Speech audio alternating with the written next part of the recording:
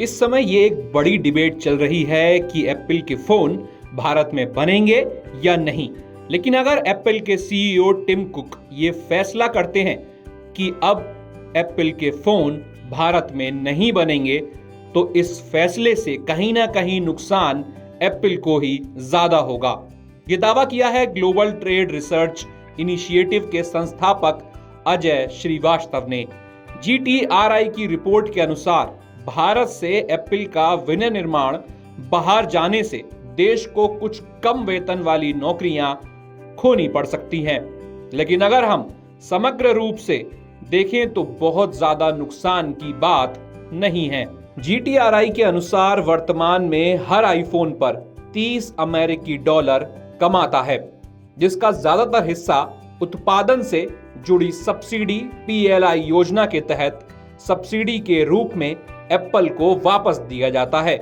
साथ ही भारत एप्पल जैसी बड़ी कंपनियों के अनुरोध पर प्रमुख स्मार्टफोन घटकों पर टैरिफ कम कर रहा है, जिससे उन घरेलू उद्योग को नुकसान हो रहा है जो स्थानीय विनिर्माण पारिस्थितिकी तंत्र बनाने में लगे हैं। ऐसे में अगर एप्पल गया भी तो हमें किसी बड़े नुकसान की आशंका नहीं है। GTRI के संस्थापक अजय श्रीवास्तव कहते हैं कि अमेरिका में लगभग 1000 अमेरिकी डॉलर में बिकने वाले हर आईफोन में भारत की हिस्सेदारी 30 अमेरिकी डॉलर से भी कम है। फिर भी व्यापार डेटा में पूरे 7 बिलियन डॉलर का निर्यात मूल्य अमेरिकी व्यापार घाटे में जुड़ जाता है। अगर एप्पल अपना विनिर्माण अमेरिका ले जाता है तो भारत नए युग की तकनीकों पर अपना ध्यान बढ़ा सकता है और स्मार्टफोन की उथली असेंबली लाइनों से आगे बढ़ सकता है।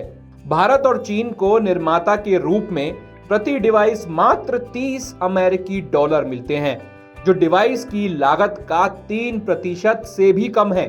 विनिर्माण इकाइयां मूल्य में कम रिटर्न देती हैं, लेकिन इससे लोगों को रोजगार अधिक मिल पाता है।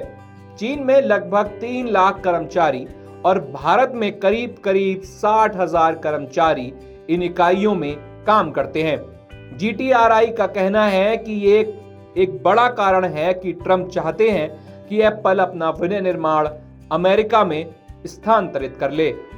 कुल मिलाकर प्रति डिवाइस एप्पल का लाभ 450 अमेरिकी डॉलर से घटकर 60 अमेरिकी डॉलर रह जाएगा।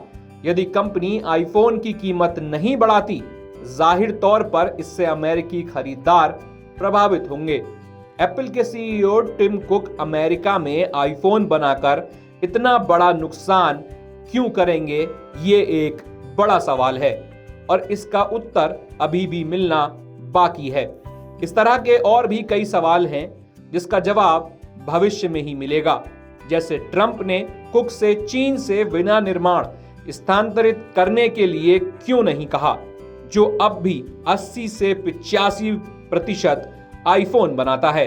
भारत केवल 15 से 20% तक का योगदान देता है, लेकिन फिर भी भारत से विनिर्माण स्थानांतरित करने की आदेश क्यों दिए हैं।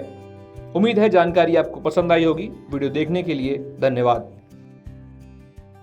अगर आप ये वीडियो YouTube पर देख रहे हैं तो हमारे चैनल को सब्सक्राइब करें और बेल आइकन को दबाना ना भूलें। अगर आप Facebook पर ये वीडियो देख रहे हैं तो हमारे पेज को लाइक करें।